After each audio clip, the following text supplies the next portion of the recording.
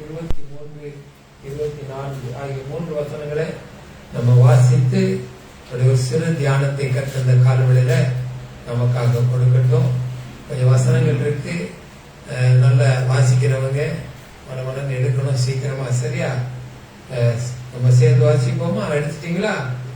131 பக்கம் புதிய ஏற்பாட்டுல யோவான் 5ஆம் அதிகாரம் 22, 23, 24 நாம் சேர்ந்து வாசிப்போம். அன்றியும் பிதாவை கனம் பண்ணுகிறது போல எல்லாரும் குமாரை கனம் பண்ணும்படிக்கு பிதாவானவர் தாமே ஒருவருக்கு நியாயத்தீர்ப்பு செய்யாமல் நியாயத்தீர்ப்பு செய்யும் அதிகாரம் முழுவதையும் குமாரனுக்கு ஒப்புக் கொடுத்தார். குமாரனை கனம் பண்ணாதவன் அவரை அனுப்பின பிதாவையும் கனம் பண்ணாதவனாய் இருக்கிறார். என் வசனத்தை கேட்டு என்னை அனுப்பினரை விசுவாசிக்கிறவனுக்கு நித்திய ஜீவன் உண்டு. அவன் ஆக்கணைக்கு தீர்ப்புட்படாமல் மரணத்தை விட்டு நீங்கி ஜீவனுக்கு உட்பட்டு இருப்பான் என்று மெய்யாகவே மெய்யாகவே உங்களுக்கு சொல்லுகிறேன். கையை வைத்து ஆமென் சேர்ந்து சொல்லுமா? ஆமென். அன்பின் பரலோக பிதாவே, இந்த வேளையில் ஆண்டவரே கொடுத்திருக்கிற வசனங்களை தியானிக்க அவருடைய உண்மையான காரியங்களை அறிந்து இந்த கால்வெளியில் கர்த்தர் எங்களுக்கு எதை இதன் மூலமாக நீ சொல்லிக் கொடுக்க விரும்புகிறீரோ அவை யாவற்றையும் கற்றுக்கொண்டு நடக்கும்படி கர்த்தாவே கைப்பிடித்து நடக்கும்படி செயல்படுத்தி நடக்கும்படி கர்த்தர் எங்களுக்கு உதவி செய்வீராக. என்னை மறைத்து நீர் வெளிப்படும்படி சொல்லிக்கிறேன். Thine is your kingdom, Thine is your glory, and Thine is your mighty power, Lord Jesus. We praise and pray in the name of Jesus. இயேசுவின் நாமத்துக்கு மகிமை செலுத்தி ஜெபிக்கிறோம். ஜெபங்கேளு பரலோக பிதாவே, ஆமென். அல்லேலூயா. 24ஆவது வசனம் சொல்லுது, என் வசனத்தை கேட்டு என்னை அனுப்பினவரை விசுவாசிக்கிறவனுக்கு நித்திய ஜீவன் உண்டு. அவன் ஆக்கினைக்கு தீர்ப்புடாமல் மரணத்தை விட்டு நீங்கி ஜீவனுக்கு உட்பட்டு இருக்கிறான் என்று மெய்யாகவே மெய்யாகவே உங்களுக்கு சொல்லுகிறேன். இல்லையா? நிறைய காரியம் அந்த வசனத்தின் பின்பகுதியில் இருக்குது. நல்லா இருக்குது. ஆக்கினைக்கு தீர்ப்படாதபடி மரணத்தை விட்டு விலகி நிச்சய ஜீவனை நமக்கு கொடுப்பேன் என்று சொல்லி அந்த யார் வாக்கு பண்ணா? ஆண்டவராகிய இயேசு கிறிஸ்து சொல்றாரு, மெய்யாகவே மெய்யாகும். இப்ப முதல் சாராம்சம் என்னன்னு பாத்தீங்கன்னா என்ன சொல்லுது? என் வசனத்தை. எதை? என் வசனத்தை சொல்லுவோம் எல்லாம் சேர்ந்து. என் வசனத்தை, தேவனுடைய வசனத்தை சொல்லுங்க எல்லாம் சேர்ந்து. தேவனுடைய வசனத்தை இல்ல, அந்த வசனத்தை ஏற்று கை கொண்டு நடப்போமானால் தேவன் சொல்கிற பின்னால் உள்ள காரியங்கள் நமக்கு சம்பவிக்காது சொல்லி. இல்லையா? நித்திய ஜீவன் என்பது நமக்கு தெரியாதது. நம்முடைய மரணத்துக்கு பின்பாக நாம் ஜீவித்து இருப்போம். நம்முடைய ஆவி ஆத்துமா உயிரோடு இருக்கும். அதுக்கு மரணம் இல்லை. அது எங்க ஜீவிக்கணும், எங்க மரணம் படாமல் இருக்கும் அப்படின்னு சொல்லி பார்க்கும்போது நீங்க நல்லா கவனிச்சு பார்த்துருக்கீங்களா? சில துன்பங்கள் வரும்போது, சில கஷ்டங்கள் வரும்போது, சில உபத்திரவங்கள் நமக்கு வரும்போது நம்ம என்ன சொல்லுவோம்? இந்த வாழ்க்கையை விட செத்து போனா நல்லா இருக்குமே சொல்லுவோமா இல்லையா? இதை விட நான் செத்து போனா எவ்வளவோ பரவாயில்லையே அப்படின்னு சொல்லி நம்ம அநேக நேரம் நினைக்கும். அதுக்கு பேர் தான் மரணம். ஏன்னா நாவின் அதிகாரத்தில் ஆண்டவர் என்ன செய்றாரு? ஜீவனத்தையும் மரணத்தையும் நாவின் அதிகாரத்துல அவர் வைத்திருக்கிறார். இப்ப 2 காரியத்தை நம்ம தெளிவா புரிந்து கொள்ளணும். ஒன்று, நாம் ஜீவித்திருக்க போகிறோம். ஆமாவா இல்லையா? கை வைத்து ஆமென் சொல்லாம எல்லாரும் நாம் ஜீவித்திருக்க போகிறோம். எது? இந்த மாமிசமான சரீரம், இந்த உலகத்திலிருந்து உண்டாக்கப்பட்ட இந்த மண்ணிலிருந்து எடுக்கப்பட்ட இந்த சரீரம் மண்ணுக்கு போகும். ஆனால் இந்த சரீரத்துக்குள் வாசமாயிருக்கிற ஆவியும் ஆத்மாவும் தேவன் தந்த ஜீவனாய் இருக்கிறபடினால் அது ஜீவித்திருக்க வேண்டுமானால் அது எங்க போனோம்? அது ஜீவித்திருக்க போனோமா? அது எங்க போனோம்? பரலோகத்துக்கு போனாதான் அது ஜீவித்திருக்க முடியும். இல்லையா? அதுக்கு மரணம் உண்டு. அப்படின்னா எங்க மரணம் உண்டு? அழியாத அக்னி எரிகிற, கந்தகம் எரிகிற, பாம்பும் பூச்சிகளும் இருக்கிற இடமாகிய நரகம் என்று நமக்கு தெரியும். இல்லையா? நரகத்துல போனாலும் இந்த ஆவி ஆத்மா சாகாது. ஆனா இந்த ஆவி ஆத்மா என்ன சொல்லும்? நான் செத்து போனா நல்லா இருக்குமே, நான் செத்து போனா நல்லா இருக்குமே சொல்லி சாகாமல் செத்து கொண்டிருக்கக்கூடிய ஒரு நிலைமை தான் நரகத்துல நமக்கு கிடைக்கும். அதே நேரம் இந்த ஆவி ஆத்மாவும் காக்கப்படுமானால் பரலோகத்துல என்ன இருக்கும்? தேவனோடு சேர்ந்து நம்ம ஆராதிக்கிற துதிக்கிற மகிமையான ஒரு நேரம் நமக்கு கிடைக்கும். அது மாத்திரமல்ல, தேவன் அரசாண போகிற 1000 வருஷ அரசாட்சியில அவர் நம்மை ராஜாக்களும் ஆசாரியர்களுமாக நியமித்து இந்த உலக ஆட்சியில நமக்கும் நம்முடைய ஆவி ஆத்மா அதுல பங்கு பெறும் என்பதை நினைச்சக்கூடாது, நம்ம மறக்க கூடாது. அப்படின்னா நமக்கு எது வேணும்? ரெண்டையும் தேர்ந்தெடுக்கக்கூடிய ஒரு தன்மையை தேவன் நமக்கு கொடுத்திருக்கிறார். ஒன்று, எனக்கு பரலோகம் வேணும், இன்னொன்று எனக்கு நரகம் வேணும். எதை தேர்ந்தெடுக்கிறோம் என்பது நம்முடைய கருத்துல இருக்கு இல்லையா?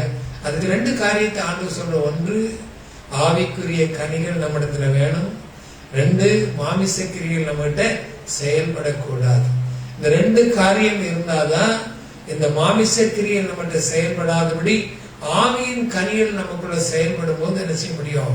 பரலோக ராஜ்யத்திற்கு நான் பிரஜையாய் இருக்கிறேன், பரலோக ராஜ்யத்துக்கு நான் போவேன் என்கிற அந்த மெய்யான ஒரு உண்மையான ஒரு நம்பிக்கையை நமக்குள்ள என்ன செய்யும்? வளர முடியும். இல்லைன்னா என்ன செய்ய முடியாது. இங்க போவேனா அங்க போவேனா எனக்கே தெரியாது. எத்தனை பேர் இன்னைக்கு அப்படி இருக்கிறோம்? பரலோகத்துக்கு போவீங்களா தெரியாது, நரகத்துக்கு போவீங்களா தெரியாது, எங்க போவீங்க தெரியாது. அப்படி ஒரு வாழ்க்கையை ஏன் வாழணும்? அதை விட இந்த கும்பா மேளத்துல போய் நம்மளும் சேர்ந்து மூழ்கி கும்பாத்துல நானும் கும்பத்துக்கு போறேன்னு சொல்லி உட்கார்ந்துடலாம். அப்படி அல்ல. நாம் தேவனால் தெரிந்து கொள்ளப்பட்ட, தேவனால் அழைக்கப்பட்ட, தேவனுடைய பிள்ளைகளாக பெயர் எடுக்கப்பட்ட விசுவாச சந்ததிகளாக தேவன் நம்மை பார்க்கிறார் இல்லையா? அதுக்குதான் ரோமர்ல அழகான வசனங்களை சொன்னாரு.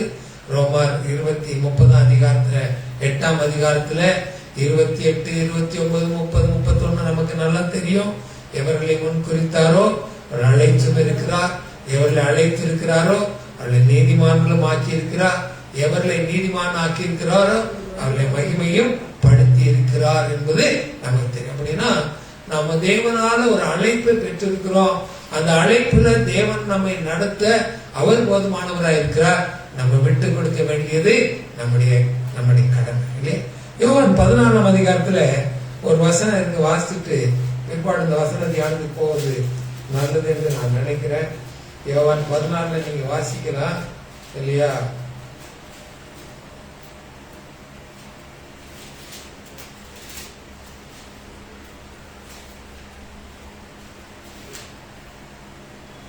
பதினாறாவது அதிகாரம் இல்லையா? பாருங்க, 14ல 7, 8, 9, 10 வசனங்களை வாசிக்கலாமா? யோவான் 14. உண்மையாய் சொல்லுகிறேன், நான் போகிறது உங்களுக்கு பிரயோஜனமாய் இருக்கும். நான் போகாதிருந்தால் தேற்றாளவாளன் உங்களிடத்தில் வாரார். நான் போவேனாயாகில் அவரை உங்களிடத்திற்கு அனுப்புவேன். அவர் வந்து பாவத்தை குறித்தும் நீதியை குறித்தும் நியாய தீர்ப்பை குறித்தும் உலகத்தை கண்டித்து உணர்த்துவார். அவர்கள் விசுவாசியாததினாலே பாவத்தை குறித்தும் காணாதபடிக்கு நான் என் பிதாவிடத்துக்கு போகிறபடினாலே நீதியை குறித்தும் இந்த உலகத்தின் அதிபதி நியாயம் தீர்க்கப்பட்டதுனால நியாய தீர்ப்பை குறித்தும் கண்டித்து உணர்த்துவார். இந்த காரியம் எங்க இருக்கு? யோவான் 5:24 பிற்பகுதியில நம்ம பார்க்கணும். அப்படின்னா கண்டித்து உணர்த்துவது கண்டிப்பான ஒரு அவசியம் இல்லையா? ஊழியத்துல விசுவாசிகளுக்கு ஒரு கண்டிப்பான ஒரு உபதேசத்தை கண்டித்து உணர்த்துவது பரிசுத்த ஆவியானுடைய செயல். அது ஊழியத்துல நிச்சயமா இருக்க வேண்டும் என்று தேவன் விரும்புகிறார். என்ன அவர் சொல்றாரு? பரிசுத்த ஆவியானவராகிய தேற்றவாளனை உங்களுக்கு அனுப்புகிறேன், அவர் உங்களுக்கு கண்டித்து உணர்த்துவார் இல்லையா? இப்போ கண்டித்து உணர்த்தும் போது அநேகருக்கு அது பிடிக்காத ஒரு காரியமா இருக்கும். ஆனா இதுதான் உண்மை. கசப்பான மருந்து தான் நம்ம சரீரத்துக்கு ஆரோக்கியத்தை கொடுக்கும். இனிப்பான மருந்தை சாப்பிட்டீங்கன்னா நம்ம சரீரத்துக்கு அது ஆரோக்கியம் இல்லை, அது துன்பத்தை உண்டாக்கிவிடும். அப்படின்னா கண்டிப்பான ஒரு உபதேசம் நமக்கு என்ன செய்யுது? இன்னைக்கு தேவைப்படுது. அதை நம்ம ஏற்றுக்கொள்ளணும், அதை அங்கீகரித்து நடக்க வேண்டும் என்று சொல்லி தேவன் நம்மிடத்துல விரும்புகிறார் இல்லையா? அதுக்குதான் என்ன செய்தார்? அவர் வார்த்தையை அனுப்புகிறார். தேவன் தம்முடைய வார்த்தையை அனுப்புகிறார். பரிசுத்த ஆவியானவர் வார்த்தையாக நமக்குள்ள செயல்படுகிற தேவனாய் இருக்கிறார். பரிசுத்த ஆவியானவர் வேதத்தின் வசனங்களாக நம்மோடு பேசுகிற தேவனாய் இருக்கிறார் இல்லையா? நமக்கு வேத வசனங்களை கொடுக்கிற பரிசுத்த ஆவியானவர் நம்மை கண்டித்து நம்மை உணர்த்துகிற வல்லமையுள்ள தேவனாய் இருக்கிறார். அதே நேரம் சத்தத்தை கொடுத்து நம்மை வழிநடத்துகிற தேவனாய் இருக்கிறார். 119 சங்கீதத்துல நமக்கு எல்லாம் தெரியும்னு சொன்னாரு, அவருடைய வசனம் நம்முடைய கால்களுக்கு தீபமாய் இருக்கிறது, அவருடைய வார்த்தை நமக்கு பாதைக்கு வெளிச்சமாய் இருக்கிறது. இந்த வசனத்தை படிக்கிறோம், ஆனா அதனுடைய உண்மையான தியானம் என்ன? அவருடைய வசனம் என் கால்களுக்கு தீபமாய் இருக்குது அப்படின்னா, நம்ம கால் எடுத்து நடக்கிற ஒவ்வொரு அடியும், நம்ம நடக்கிற ஒவ்வொரு பாதையும் எப்படி இருக்கணுமா? தேவனுடைய வார்த்தை வசனத்தின்படி நம்ம நடக்கணும் அப்படின்னு சொல்லிதான் அந்த வசனம் நமக்கு சொல்லுகிறது. இல்லை அப்படின்னா வார்த்தையை கேட்காதபடி, வசனத்தை ஏற்கொள்ளாதபடி நான் பரலோகத்துக்கு போவேன், பரிசுத்தவான்களோடு இருப்பேன், தேவனை ஆராதிப்பேன் சொல்வது நிச்சயமா நடக்க முடியாத ஒரு காரியம். அப்படின்னா வசனத்தை ஏற்றுக்கொள்ளணும், வார்த்தை ஏற்றுக்கொள்ளணும். ஏன் அப்படின்னா அது மிக மிக முக்கியமான காரியம். நீங்க ஆதியாகமம் 1ஆம் அதிகாரத்துல படிச்சீங்கன்னா, தேவன் தம்முடைய வார்த்தையினாலே வானத்தையும் பூமியும் அதில் உண்டான சகலத்தையும் அவர் சிருஷ்டித்தார். அப்படின்னா இந்த லோகோஸ் என்று சொல்லக்கூடிய வார்த்தை நமக்கு எவ்வளவு எவ்வளவு முக்கியம் என்பதை நிச்சயக்கூடாது, நம்ம மறக்க கூடாது இல்லையா? பாருங்க, ஆபிரகாமுடைய மனைவி சாராளுக்கு குழந்தை இல்லாதனால அவங்க நினைச்சாங்க, ஆகாரை பயன்படுத்தினாங்க. ஆகார் மூலமா எனக்கு ஒரு சந்ததி வரட்டும், எனக்கு மடியில ஒரு குழந்தைய வளர்க்கட்டும், இதெல்லாம் ஆகார் மூலமா உண்டாக்கணும் சொல்லி சாராள் விரும்புறாங்க. அப்படியே ஆபிரகாமோடு ஆகார் அனுப்புறாங்க. அவளுக்கு ஒரு குழந்தை உண்டாகுது, குழந்தை பிறக்குது. சாராளுக்கு ஒரு குழந்தை இப்ப பிறந்துச்சு. இப்ப 2 பேருக்கும் சண்டை வருது. இல்ல என்ன செய்யறாங்க, நீர் உம்முடைய மகனை யார இஸ்மவேலையும் உடைய அம்மாவையும் துரத்தி விட்டு இங்கே அவங்க இருக்க கூடாதுன்னு சொல்லி நினைச்சாங்க. அவங்க 2 பேரையும் துரத்தும்படி சாராள் சொல்றாங்க. அது எங்க பாக்குறோம்? ஆதியாகமம் 27ஆம் அதிகாரத்துல பாக்குறோம். அப்படிதானே? 26 27 22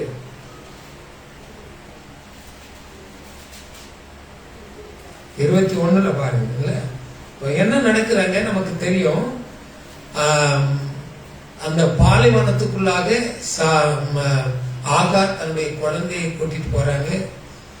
கையில இருந்த தண்ணி தீர்ந்து போகுது, ஆகாரம் இல்லை. இப்போ குழந்தை சாகக்கூடிய ஒரு நிலைமையில குழந்தையை விட்டு விட்டு அவங்க போறாங்க. இந்த வசனம் ரொம்ப அழகா சொல்லுது. இந்த வாசிக்கிறேன், அந்த வசனத்தை மாத்திரம் வாசிக்கல. ஆதியாகமம் 21 இருக்குன்னு நினைக்கிறேன். வாசிங்க.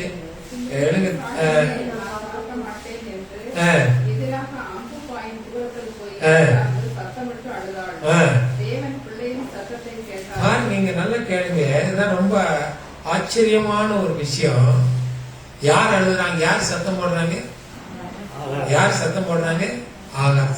வசனம் என்ன சொல்லுது? வாசிங்கள வசனம் என்ன சொல்லுது? இன்னொருத்தோட வாசனை வசனத்தை வாசிங்க, நல்லா மனசுல பதியட்டும். வாசிங்க. பிள்ளை சாகிறதை பார்க்க மாட்டேன் என்று எதிராக அம்பு பாயும் தூரத்திலே போய் சத்தமிட்டு அழுதார்.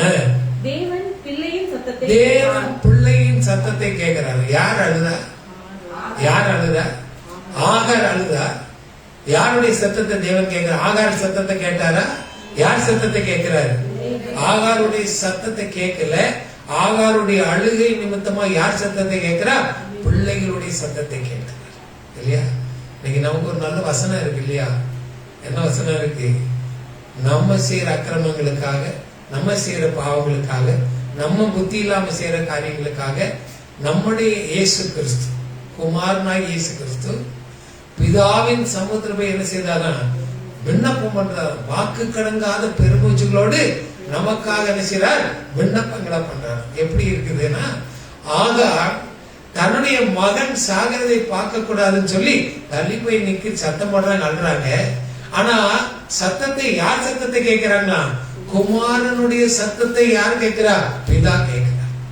இந்த யோவான் நீங்க படிச்சு பாத்தீங்கன்னா ரொம்ப அழகா இருக்கும் அந்த வசனங்கள். பாத்தீங்கன்னா எடுங்களா, யோவான் 5 பழையபடி வாசிங்களேன். ஒரு 3-4 வசனங்களை நம்ம வாசித்து பார்க்கலாம்.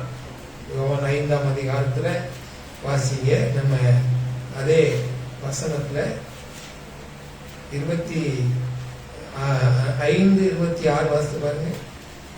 மரித்தோர் தேவகுமாரனுடைய சத்தத்தை கேட்கும் காலம் வரும். மரித்தோர் யார் சத்தத்தை கேட்கிறாங்க? தேவகுமாரனுடைய சத்தத்தை கேட்கும் காலம் வருமா? யாருங்க மரித்தவங்க? யாரு யார் மரிப்பாங்க? இல்ல யார் மரிப்பா? யார் மரிப்பா? நம்ம தான் மரிப்போம். இல்ல எந்த நாளும் உலகத்துல நம்ம இருக்க போறது இல்லை. அப்போ சொல்றாங்க மரித்தோர் யாருடைய சத்தத்தை கேட்பாங்களா? தேவகுமாரனுடைய சத்தத்துக்கு. யார் மரிக்கிறார்? நம்ம மரிக்கிறோம். ஆனா யாருடைய சத்தத்தை பிதா கேட்கிறாரா? தேவகுமாரனுடைய சத்தத்தை பிதா கேட்கிறாரா? தொடர்ந்து வாசிங்க. அது இப்பொழுதே வந்திருக்கிறது, அதை கேட்கிறவன் பிழைப்பார், அதை கேட்கிறவர்கள் பிழைப்பார்கள் என்று. அதை கேட்கிறவர்கள் பிழைப்பார்கள். எதை கேட்கிறவர்கள்? குமாரனுடைய வார்த்தையை கேட்கிறவர்கள் பிழைப்பார்கள். குமாரனுடைய வார்த்தையை உசாதீனப்படுத்துகிறவர்கள் பிழைக்க மாட்டாங்க. அவங்க எங்க போவாங்க? நேர நரகம் தான் அவங்களுக்கு. அதுல வித்தியாசமே இல்லை. அதனால ஆண்டவர் சொன்னார், முதலாவது தேவனுடைய ராஜ்யத்தை தேடுங்க. பரமண்டல ஜெபத்தில் அவர் சொல்லிக் கொடுக்க என்ன சொல்லிக் கொடுக்கிறாரு? பரமண்டலங்களில் செயல்படுவது போல பூமியில செயல்படட்டும் சொல்லி ஜெபம் பண்ணுங்க. ஏன்னா குமாரன் பூமியில வர்றார். யார் வர்றார்? குமாரன் பூமியில வர்றார். குமாரனுடைய ஆவியாகிய பரிசுத்த ஆவியானவர் இன்னைக்கு லோகோஸ் என்கிற வார்த்தை மூலமாக பூமியில் நினைச்சார், நம்மோடு வாசம் செய்கிறார். அல்லேலூயா. புரியுதா உங்களுக்கு? புரியுதா இல்லையா? புரியுதா? அதாவது வார்த்தை. நீங்க யோவான் 1-2-3-4 சீக்கிரம் வாசிக்கல 1ஆம் அதிகாரம். அப்ப இன்னும் நல்லா புரியும். யோவான் 1ஆம் அதிகாரத்துல 1-2-3-4 வசனம் வாசிங்க. நல்ல கவனி. ஆதியிலே வார்த்தை இருந்தது, அந்த வார்த்தை தேவனிடத்தில் இருந்தது, அந்த வார்த்தை தேவனாய் இருந்தது. அவர் தேவனோடு இருந்தார், சகலமும் அவர் மூலமாய் உண்டாயிற்று, உண்டாகவில்லை, அவருக்குள் ஜீவன் இருந்தது, அந்த ஜீவன் மனுஷருக்குள் ஒளியாய் இருந்தது. அல்லேலூயா. இப்ப புரியுதா உங்களுக்கு? அதாவது ஒரு வார்த்தை நமக்கு கிடைச்சுன்னா அந்த வார்த்தை நமக்கு எப்படி இருக்குதா? நமக்கு ஒளியா இருக்குது. அதனாலதான் சங்கீதக்காரன் 119 சொன்னா, என் பாதைகளுக்கு வெளிச்சம், என் கால்களுக்கு தீபம். எது? அந்த வெளிச்சம், அந்த ஒளியானது இல்லையா? அந்த ஒளி எங்க இருக்குது அப்படின்னு சொல்லி பாத்தீங்கன்னா அதத்தான் சொல்றாரு. ஆதியிலே வார்த்தை இருந்தது, அந்த வார்த்தை தேவனிடத்திலிருந்து, அந்த வார்த்தை தேவனாய் இருந்தது. இப்ப நீங்க வசனத்தை எடுத்து ஒவ்வொரு வார்த்தையை படிக்கும் போது யாரை படிக்கிறீங்க? யாரை படிக்கிறீங்க? பரிசுத்த ஆவியின் துணை கொண்டு யாரை படிக்கிறீங்க? நித்திய ஜீவனாகிய பிதா அனுப்பின தேவகுமாரனை நம்ம படிக்கிறோம் இல்லையா? புரியுதா உங்களுக்கு? இந்த ஒரு வசனம், அந்த பைபிள் இருக்கிற வசனம் எதுன்னு பாத்தீங்கன்னா இயேசு கிறிஸ்து. அவர் நமக்கு எழுதின வசனங்கள், அவர் நமக்கு கொடுத்த லோகோஸ், அவர் நமக்கு கொடுத்த தீர்க்கதரிசனம், அவரே நம்மோடு பேசுகிற வார்த்தை. அப்படின்னா இந்த வசனம் எவ்வளவு எவ்வளவு முக்கியம் என்பதை நினைச்சக்கூடாது, நம்ம மறக்க கூடாது இல்லையா? பாருங்க, ஒரு நம்ம ஒரு நல்ல போதகர் இருக்க, பேர் வரமாட்டேங்குது, நல்ல பாட்டு பாடுவார், தாடிக்கார் இல்லையா? அவர்கிட்ட ஒரு போனான், ஒரு பயங்கரமான ரவுடி குடிகாரன் போய் உட்காந்து, காது கேட்கல அப்படின்னா, என் காது கேட்க மாட்டேங்குது அப்படின்ன உடனே இவர் கொஞ்ச நேரம் ஆண்டவர்கிட்ட பார்த்த உடனே ஒரு பாட்டு வந்துதான், எங்க இருந்தோ ஒரு குரல் கேட்டது அப்படின்னு சொல்லி ஒரு பாட்டு இவருக்குள்ள வருதான். அவ இவரு அந்த பாட்டை பாடுதான், எங்க இருந்தோ ஒரு குரல் கேட்டது. நிறைய வார்த்தைகள் இருக்கு, தெரியல. எங்க இருந்தோ ஒரு குரல் கேட்குது, எங்க இருந்தோ ஒரு குரல் கேட்குது. நீ சொன்ன அந்த பாட்டை போய் படிங்க, படிச்சுக்கிட்டே இரு அப்படின்னா. இவன் பொதுவா என்ன செய்வான்னா, என்ன சினிமா பாட்டை போட்டு சத்தமா, காது கேட்காது இல்ல, அதனால சத்தமா போட்டு அவனுக்கு கொஞ்சமா கேட்கும், மற்றவங்களுக்கு டிஸ்டர்பன்ஸா இருக்கு. ஆனா அன்னைக்கு போய் என்ன பண்ணான்னா, இந்த சினிமா பாட்டெல்லாம் நிப்பாட்டிட்டு எங்க இருந்தோ ஒரு குரல் கேட்குது, எங்க இருந்தோ ஒரு குரல் கேட்குது, எங்க இருந்தோ ஒரு குரல் கேட்குன்னு பாட ஆரம்பிச்சான். இல்லையா? என்ன ஆயிருக்குன்னு நினைக்கிறீங்க? அந்த குரல் அவன் காதை திறந்துருச்சான். அல்லேலூயா, அல்லேலூயா. அந்த குரல் நினைச்சுதான் அவனுடைய காதை திறந்து விட்டது. அடுத்த நாள் ஓடி வந்தான், ஐயா இந்த ஒரு குரல் இது பத்தாது, எனக்கு இன்னும் பாட்டு எழுதுன்னு ஒரு பாட்டு எழுதி கொடுத்தாங்க. எனக்கு சரியா தெரியல. அந்த பாட்டு நீங்க வீட்டுல போய் கேளுங்க. எங்க இருந்தோ ஒரு குரல் கேட்டதே அப்படின்னு சொல்லி கேளுங்க. சாட்சியோட அவர் சொல்லி இருப்பார். இப்படின்னா அந்த குரல், அந்த சத்தத்துக்கு, அந்த வார்த்தைக்கு எவ்வளவு மகிமை இருக்கு. ஏசப்பா என்ன செய்தாரு இல்லையா? ஒரு செவிட்டும் குருடுமான ஒரு ஆவியை கொண்டு போய், ஒரு மனுஷனை கொண்டு போய் ஆண்டவர்கிட்ட கொண்டு நிப்பாட்டினாங்க. அவர் என்ன செய்தாரு? அப்படி கைகளை காதுகளை வைத்து என்ன சொன்னாராம்? எப்பத்தான் சொன்னார் இல்லையா? அவன் காதுகள் திறக்கப்படுவதான் ஒரே ஒரு வார்த்தை. அந்த வார்த்தை என்ன செய்யுது? அவருடைய காதுகளை திறந்து விட்டது இல்லையா? இயேசு கிறிஸ்து கூட பாருங்க, மத்தேயு சுவிசேஷம் நீங்க பார்க்கலாம்.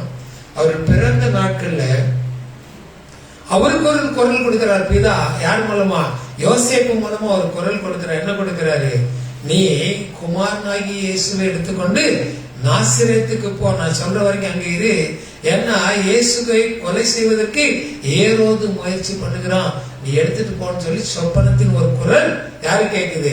யோசேப்பு கேக்குது. யோசேப்பு நினைச்சுதான் உடனே கீழ்ப்படிஞ்சு அந்த குமாரனை எடுத்துக்கொண்டு போனான்னு சொல்லி நம்ம பாக்குறோம். அதனால நசரேனுங்கிற பேர் வந்தது கூட சொல்லுவாங்க இல்ல. ஆனா இப்போ இன்னைக்கு நம்ம காதுல எத்தனை குரல் கேக்குது? எத்தனை குரல் கேக்குது?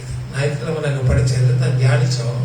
இப்ப ஆண்டவர் நல்ல வெளிப்பாடு கொடுத்த என்னன்னா, சங்கீதக்காரன் சொல்றான், ராக்காலங்களிலே நான் உண்மை தியானிக்கிறேன் ஆண்டவரே.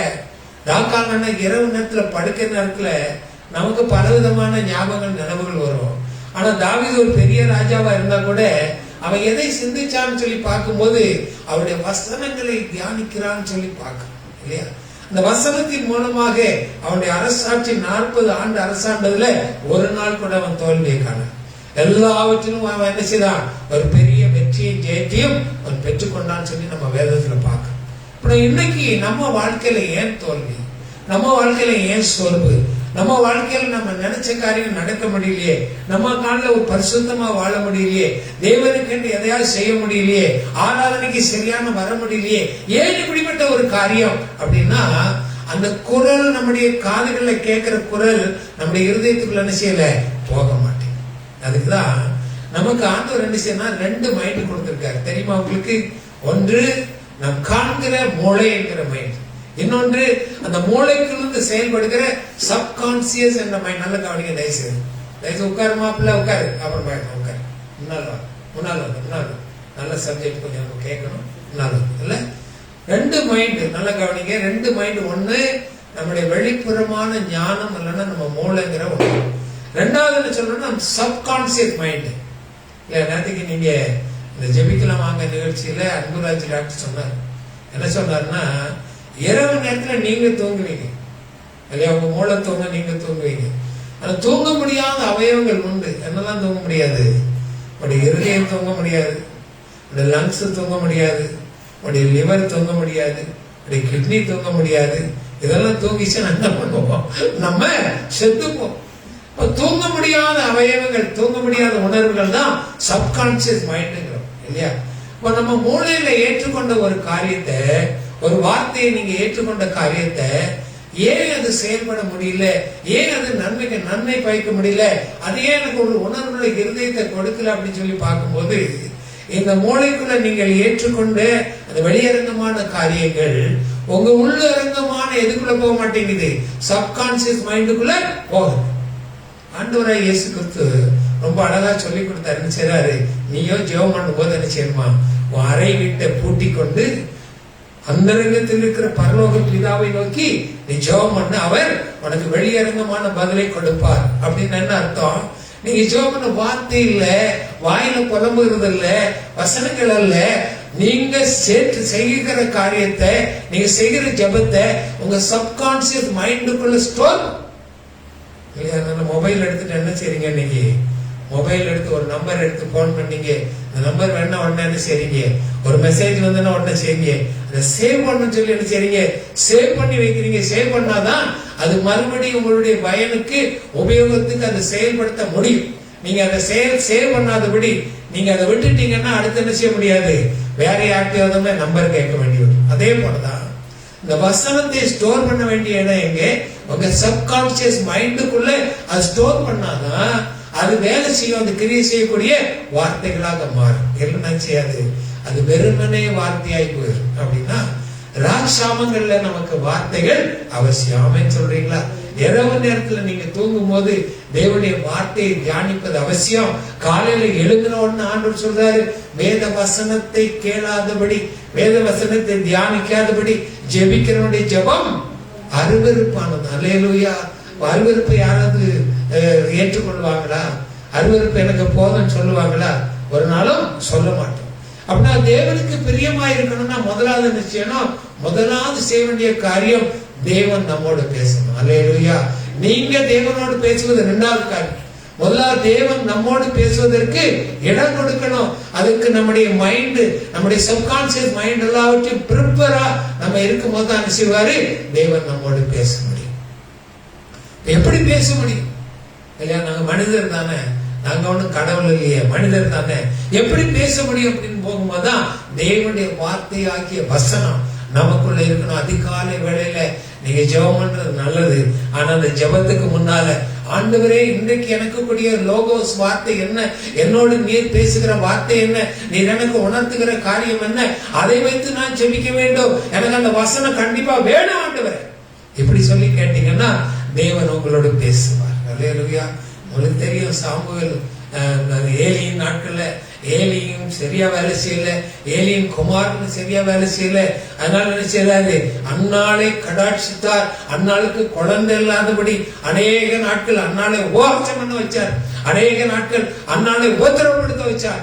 அநேக நாட்கள் பெண்ணினான் மூலமாக அவளுக்கு துன்பத்தை கொடுக்க வைத்தார். அநேக நாட்கள் கண்ணீரோடு கதற வைத்தார். இல்லையா? கடைசியில் என்ன நடந்தது? ஒரு குமாரனை கொடுத்தார். அவள் கொண்டு எங்க விட்டாங்க? ஆலயத்தில் விட்டாங்க. அந்த சின்ன குமாரனோடு ஒரு வார்த்தை பேசுகிறது. என்ன பேசுகிறது? சாமுவேலே, சாமுவேலே என்று சொல்லி நினைக்கிறார். தேவன் அழைக்கிற சத்தத்தை அங்க கேட்கணும். இல்லையா? இன்னைக்கு ஏன் நம்ம அழைக்க கூடாது? ஏன் நம்மோடு பேசக்கூடாது? ஏன் நமக்கு ஒரு உணர்வுள்ள இருதயத்தை கொடுக்க கூடாது? ஏன் அவருடைய ஆவி நமக்குள்ள உயிர்ப்பிக்க கூடாது? கொஞ்சம் சிந்திச்சு பாருங்க. வசனத்தை தியானிக்காதபடி வாயில வந்ததுன்னா சொல்லி ஜெபம் பண்றது ஜெபம் அல்ல. அது வானத்துல கேட்கப்படாது.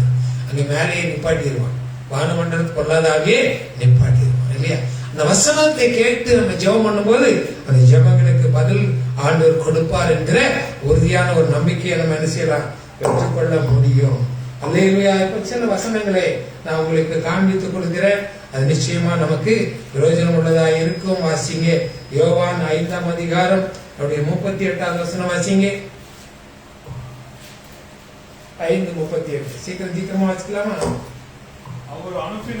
அவர் அனுப்பினவரை நீங்கள் விசுவாசப்படியினால் அவருடைய வசனம் உங்களில் நிலைத்திருக்கவில்லை. அல்லேலூயா. அண்டர்லைன்ல வைங்க, அந்த வசனத்தை அண்டர்லைன் பண்ணி வைங்க. என்ன சொல்றாரு? அவர் அனுப்பினவரை நீங்கள் விசுவாசியாதபடியினால் அவருடைய வசனம் உங்களில் நிலைத்திருப்பதில்லை. படிச்ச வசனம் என்ன செய்யுது? டக்கு டக்குன்னு மறந்து போயிருது. வசனமே மனசுல நிக்க மாட்டேங்குது. வாக்குத்தத்தம் கூட நிக்க மாட்டேங்குது. பாஸ்டர் சொல்லி சொல்லி கொடுக்கிறார், ஆனாலும் நிக்க மாட்டேங்குது, கேட்க மாட்டேங்குது. ஏன் நிக்கலன்னா, அவரை அனுப்பின இயேசு கிறிஸ்து, தேவன் அனுப்பின பரிசுத்த ஆவியாகிய தேவனாகிய இயேசு கிறிஸ்துவை நாம் ஏற்றுக்கொள்ளல, அவரை நம்பல, அவர் கொடுக்கிற வசனங்களை நாம் தியானிக்கல. அதனால நினைச்சது, இந்த வசனங்கள் நம்முடைய இருதயத்துல நிக்கவே மாட்டேங்குது. யாருக்கா வசனம் நிக்காம நிக்குதா? வசனம் நிக்காம இருக்குதா? ஒரு நாளைக்கு ஒரு வசனம் மனப்பாடம் பண்ணணும். கண்டிப்பா ஒரு நாளைக்கு ஒரு வசனம், கேலண்டர் உள்ள வசனத்தை மனப்பாடமா பண்ணணும் நீங்க. அப்பதான் நீங்க இயேசுவை மறுதலிக்காதபடி, இயேசுவை குமாரனாக, இயேசுவை இரட்சகராக, இயேசுவை தேற்றவானாக நம்ம ஏற்றுக்கொள்கிறோம் என்பதற்கு அது சாட்சியா இருக்குமே தவிர, இல்லைன்னா விட்டு போட்டு சும்மா அதையும் பேசிட்டு அர்த்தமில்லை. பரலோக ராஜ்யம் கதவு திறக்காதுங்க. திறவண்ட வாசல் அடைபடும் முன் அந்த வாசலுக்குள்ள பிரவேசிக்கணும். கர்த்தர் அதைத்தான் விரும்புகிறார். இல்ல அப்படின்னு நினைச்சணும். தேவனுடைய வார்த்தை நமக்கு அவசியமா இருக்கிறது. அவர் அனுப்புறவர் நம்ம விசுவாசிக்க வேண்டியது நம்முடைய கடமையா இருக்கிறது. இல்லையா? அதுல இன்னொரு வசனம் கூட வாசித்து பார்க்கலாமா? 43 வாசிங்க. அதுல 43வது வசனம். 5:43. சீக்கிரம் வாசிங்க எடுத்தவங்க. நல்லா கவனிங்க. நான் என் பிதாவின் நாமத்தினாலே வந்திருந்தும் நீங்கள் என்னை ஏற்றுக்கொள்ளவில்லை, என்னை கொலை செய்ய முயற்சிங்க. வேறொருவன் தன் சுய நாமத்தினாலே வந்தால் அவனை ஏற்றுக்கொள்ளுகிறீங்க, என்னை ஏற்றுக்கொள்ளல. கோயம்புத்தூர் கலக்குனார் ஒரு ஊழியக்காரர், ஜான் ஜெபராஜ் ஒருத்தர் கலக்குனார்.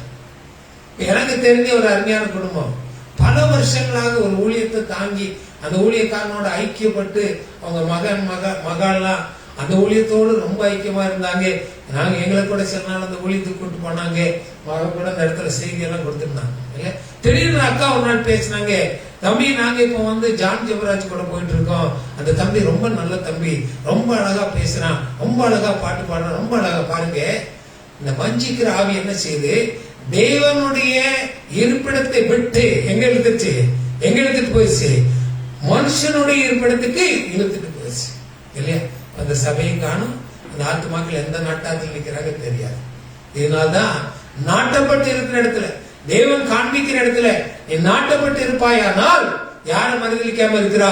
தேச கிறிஸ்துவாகிய குமாரனை மறுதலியாம இருக்கிற. இல்லைன்னா அவரை மாதிரி ஏற்றுக்கொள்ள மாட்டோம், வேற யாரை ஏற்றுக்கொள்வோம்? ஏதாவது மனுஷன் வந்து அவன் பின்னால ஓடும். இல்ல கையை தேய்ச்சிட்டு பாரு, கில்டரிங் பவர் வந்துருச்சு உனக்கு. இல்ல பரிமாண தைலத்தை உன் தலையில தேய்க்கிறேன். யார் தேய்க்கணும்? தேவன் கொடுக்க செய்தது.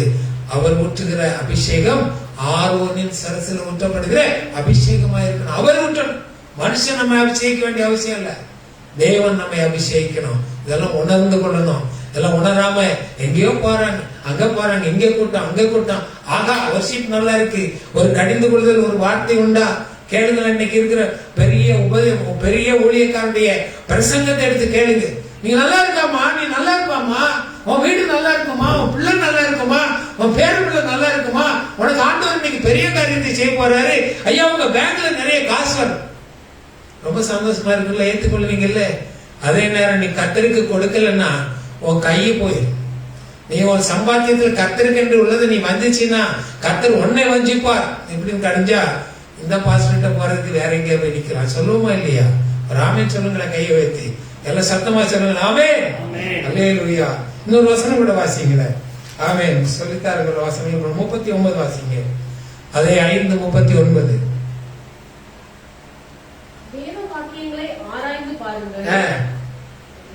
நல்ல நிறுத்தி பாருங்க, வேத வாக்கியங்களை ஆராய்ந்து பாருங்கள், அவைகளால் உங்களுக்கு நித்திய ஜீவன் உண்டு என்று எண்ணுகிறீர்களே, என்னை குறித்து சாட்சி கொடுக்கிறவைகளும் அவைகளே. அல்லேலூயா. யாரை கொடுத்து சாட்சி கொடுக்குதா? இயேசுவை குறித்து சாட்சி கொடுக்கிற வார்த்தைகள். இதை கவனிச்சு வாசிச்சீங்கன்னா தேவனுடைய சாட்சிகளை நம்ம நிச்சயம் நம்ம சாட்சிகளாக மாற்ற முடியும். என்ன சொல்றாரு அப்போஸ்தலர் 1:8 சொல்றாரு, என்ன சொல்றாரு? பரிசுத்த ஆவியானவர்களிடத்தில் வரும்போது, யார் வரும்போது? இயேசுவானவர் வரும்போது, அவருடைய வார்த்தை வரும்போது நீங்க பலன் கொள்வீங்க. நீங்க எங்க இருப்பீங்க? யூதாவிலும் எருசலேமிலும் உலகத்தின் கடைசி வரையும் எனக்கு சாட்சிகளா நிற்பீங்க. அல்லேலூயா. நமக்கு இன்னைக்கு ஒரு சாட்சி உண்டா? ஒரு வசனத்தின் சாட்சி நமக்கு உண்டா? இன்னைக்கு கொஞ்சம் வசனம் பண்ணி பாருங்க. நான் ஏதாவது வசனத்துக்கு சாட்சியா இருக்கேனா? ஆண்டவர் சொல்றாருல, 1வது சங்கீதத்துல 1வது வசனம் சொல்றாருன்னு சொல்றாரு, இரவும் பகலும் அப்படி வார்த்தையில தியானமா இருக்கிற மனுஷன் பாக்கியவா. நான் இருக்கிறேனா? எனக்கு ரொம்ப சில நேரம் நினைப்பேன், தெரிஞ்சதுதானே. ஆனா அந்த வசனத்தை படிக்கும் போது நான் படிச்சதுக்கும் நீதிமொழிகள் ஒவ்வொரு மாசம் நான் படிப்பேன், ஒவ்வொரு நாளும் ஒண்ணு படிப்பேன். ஆனா இது படிச்சது தானே, இன்னைக்கு வேண்டாம்னு சொல்லி மாத்தி போறதுக்குள்ள அதை படிச்சீங்கன்னா வேற ஒரு வசனம் உங்களோட பேசும், வேற ஒரு வார்த்தை உங்களோட பேசும் இல்லையா? இதுதான் அந்த வசனத்தை நம்ம என்ன செய்யணும், கை கொள்ள வேண்டும் என்று சொல்லி தேவன் விரும்புகிறார். அடுத்த வசனம் வாசிங்க, 47 வாசிங்க. அதுலயே யோவான் 5:47.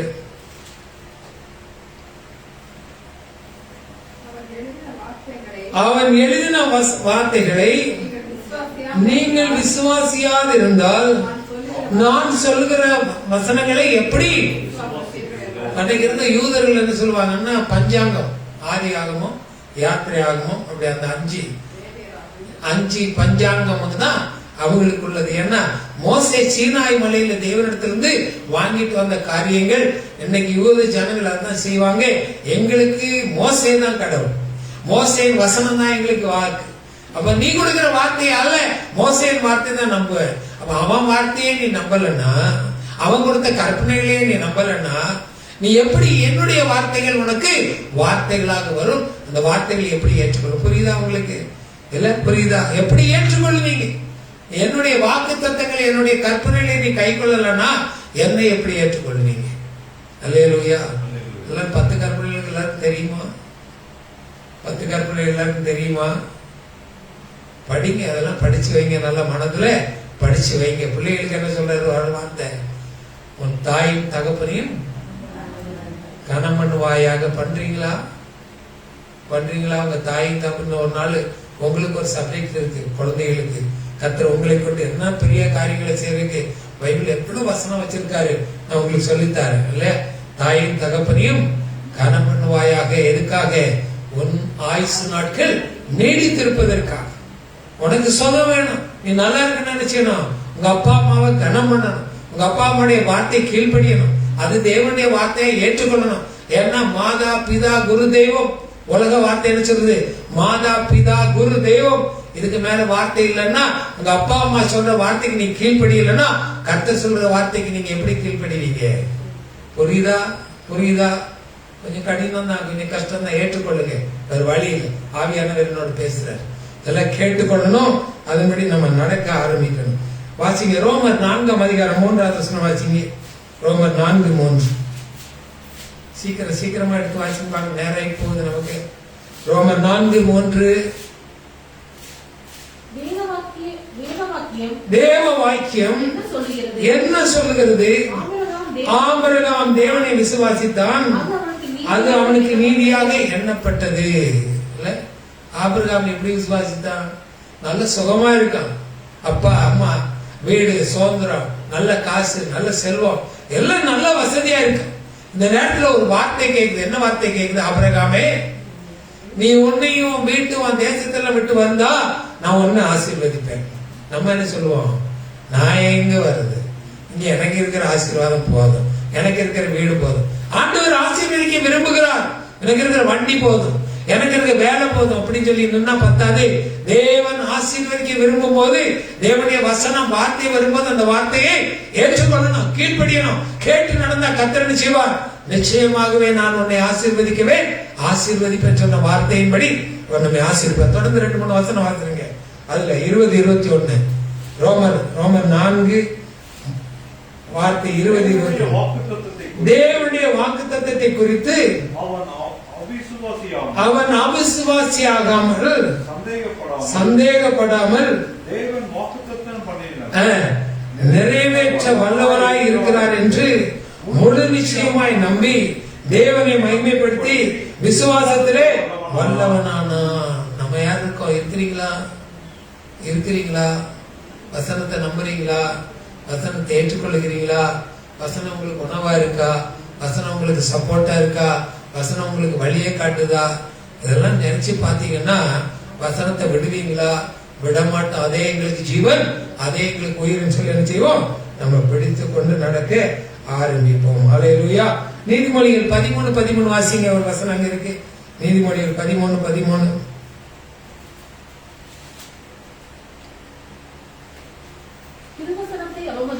திருவசனத்தை அவமதிக்கிறவன் நாசமடை. வேணுமா? இந்த வசனம் வேணுமா? எடுத்துலாமா? நீதிமொழிகள் வந்து வசனத்தை அப்படி பிளாக் பண்ணிடலாமா? சொல்லுங்க. வந்து ஆமைன்னு சொல்ல மாட்டீங்க, இல்லைன்னு சொல்ல மாட்டீங்க. திருவசனத்தை அவமதிக்கிறவன் நாசம் அடைவான். அல்லேலூயா. வசனம். அதனால தயவு செய்து புரிஞ்சுக்கணும். உணர்வுள்ள ஆவியை கத்து நம்ம கொடுக்கணும். பரிசுத்த ஆவியின் வல்லமே தேவன் நமக்கு கொடுக்கணும்னு சொல்லி என்ன செய்யணும்? ஆண்டவர்கிட்ட நம்ம ஜெபம் பண்ணி கேட்டுக்கொள்ளணும். அல்லேலூயா. அவன் இன்னும் 2-3 வசனம் மாத்திரம் முடிக்க ஆரம்பிப்போம். வாசிங்க. ஏசாயா 55:10-11 வாசிங்க. முறைந்த மழையும் வானத்திலிருந்து இறங்கி அவ்விடத்துக்கு திரும்பாமல் பூமியை நனைத்து அது முளை கிளையும்படி விளங்க செய்து விதைக்கிறவனுக்கு விதையும் புசிக்கிறவனுக்கு ஆகாரத்தையும் கொடுக்கிறது எப்படியோ என் வாயிலிருந்து புறப்படுகிற வசனமும் இருக்கும். அல்லேலூயா. இதுக்கு மேல வசனம் வேணுமா? இதுக்கு மேல வசனம் வேணுமா? அண்டர்லைன் பண்ணி வச்சிருக்கீங்களா? வீட்டுல போய் தியானிச்சு பாருங்க. இன்னொரு வசனம் வாசிங்க. ஆமோஸ் 3:8 வாசிங்க. கொஞ்சம் கடினமான வசனம். ஆமோஸ் 3:8 எடுத்தீங்களா? வாசிங்க சீக்கிரம். ஆமோஸ் 3:8. சிங்கம் கெர்ச்சிக்கிறது, சிங்கம் கெர்ச்சிக்கிறது, யார் பயப்படாது இருப்பான்? யார் பயப்படாமல்? சிங்கம் கெர்ச்சித்தா பயப்படுவீங்களா இல்லையா? ஜூக்கு போய் கூட்டுக்குள்ள சிங்கம் சேர்த்தானே என்ன பண்ணுவோம்? ஒரு அடி பின்னால வந்துடும். இப்ப வெளியே போய் சிங்கம் எங்கேயாவது திடீர்னு காட்டுக்குள்ள எதிர்பட்டு சிங்கம் முன்னால வந்து சிங்கமே சும்மாருன்னு சொல்லுவோம். என்ன செய்வோம்? சிங்கம் கர்ச்சிக்கிறது, யார் பயப்படாமல் இருப்பார்? தொடர்ந்து வாசிமா. கர்த்தராகிய ஆண்டவர் பேசுகிறார், கர்த்தராகிய ஆண்டவர் பேசுகிறார். யார் தீர்க்க தரிசனம் சொல்ல, யார் தீர்க்கம் சொல்ல முடியாம இருக்கும்? இல்ல என்ன செய்தார்? ஆண்டவராகிய இயேசு பேசுகிறார். உங்ககிட்ட பேசணும். உங்க வாயை திறந்தா என்ன வரணும்? தீர்க்க வார்த்தைகள் உங்க வாயில வரணும். உங்களை எதிர்பார்க்கிறாங்க. உங்க வீட்டை சுத்தி இருக்கிறவங்க உங்களை எதிர்பார்த்து நிக்கிறாங்க. உங்க ஜெபத்தை எதிர்பார்த்து நிக்கிறாங்க. உங்க வாயில வார்த்தையை எதிர்பார்த்து நிக்கிறாங்க. ஏதாவது ஒரு வார்த்தை இந்த சகோதரத்துல வராதா, ஒரு தீர்க்க வராதான்னு எதிர்பார்க்கிறாங்க. உங்களை எதிர்பார்த்து நிக்கிறாங்க. நீங்க அவங்கள எதிர்பார்த்து நீங்க நிக்கிறீங்க. இல்ல, ஏன்னா வார்த்தை இல்ல, இயேசு இல்ல, வசனம் இல்ல. அப்ப என்ன செய்யறோம்? உலகத்தை எதிர்பார்த்து நம்ம நிக்கிறோம். அவங்க யாரை எதிர்பார்த்து நிக்கிறாங்க? நம்ம எதிர்பார்த்து நிக்கிறாங்க. அத ஞாபகம் வச்சு கொள்ளணும். அல்லேலூயா. மீகா 6:8 வாசிங்க. மீகா 6:8.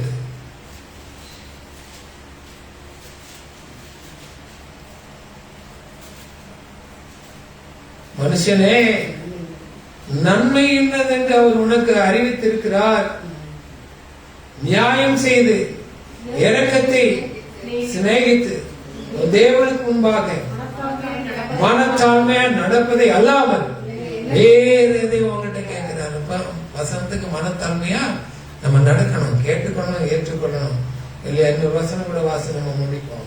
செப்பனியா 9:11. செப்பனியா 9:11.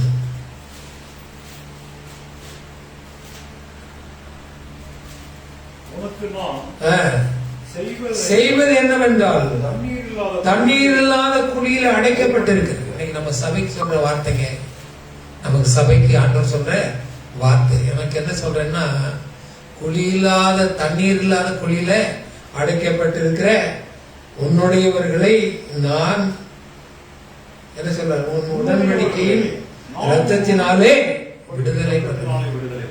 வசனம் இல்லாம உட்காந்துருக்கீங்களா? தண்ணீர் இல்லாத குழியில உட்காந்துருக்கீங்களா? ஆண்டவர் சொல்றாரு, வசனத்தை அவருடைய ரத்தத்தினால் ஆகிய உடன்படிக்கையின் வசனத்தை என்ன செய்றார்? நமக்கு கொடுக்கிறார். இந்த வசனத்தை அனுப்பி என்ன செய்றார்? நம்மை குணப்படுத்துகிறார். வசனமே நமக்கு உணவு, வசனமே நமக்கு அருமருந்து குறுமருந்து. வசனத்தை நம்ம அவ்வளவு முக்கியமா, அவ்வளவு வசனத்தை பைபிளை எடுக்கும் போதே என்ன செய்யணும்? கர்த்தர் என் கையில இருக்கிறார், கர்த்தருடைய வசனம் என் கையில கொடுத்திருக்கிறார். இன்னைக்கு என்கிட்ட பேச போறார், எனக்கு ஒரு தீர்க்க வரத்தை கொடுக்க போகிறார். இன்னைக்கு நான் சொல்ற வார்த்தையினால அநேக ரட்சிக்கப்பட போறாங்க. இப்படிப்பட்ட ஒரு தீர்மானம் நமக்குள்ள இருக்குமானார் இல்லையா? நிச்சயமா கர்த்தர் என்ன செய்வார்? நம்ம மூலமா செய்யக்கூடிய காரியங்களை அவர் பெரிய காரியங்களாக அவர் செய்வார். எல்லாம் அப்படி எழுப்பி நிற்போம். ஆண்டவர்கிட்ட கேட்க போற, ஆண்டவரே உங்க வசனத்தின் மேல உள்ள அந்த கிருபை எனக்கு கொடுக்கப்பா, உங்க வசனத்தின் மேல உள்ள நம்பிக்கை எனக்கு கொடுங்க. எல்லாம் அப்படியே எந்திரிச்சு கண்ணை மூடி அவன் சற்று ஒரு நிமிஷம் அப்படியே பாருங்க. உங்க வசனத்து மேல